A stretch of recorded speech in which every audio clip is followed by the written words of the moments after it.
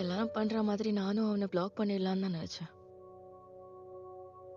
இது பயங்கரமான வலியா இருந்தாலும் அதை கடந்து தானே போகணும். ஒரு ப்ராப்பர் க்ளோஷருக்கு அதுதான் நல்லது. சில சமயத்துல சூழ்நிலை தான் காரணமா சொல்லணும், அந்த ஆள் இல்ல.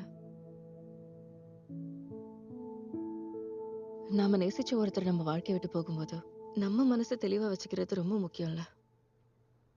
கோவமோ வெறுப்பும் இல்லாம அவங்க நல்லா இருக்கணும்னு நான் நினைக்கணும். அது ஈஸி இல்ல.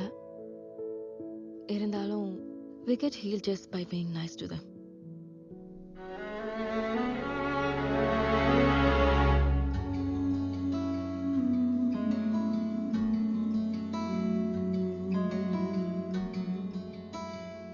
பிரபா, நான் உனக்கு தெரியறேனா?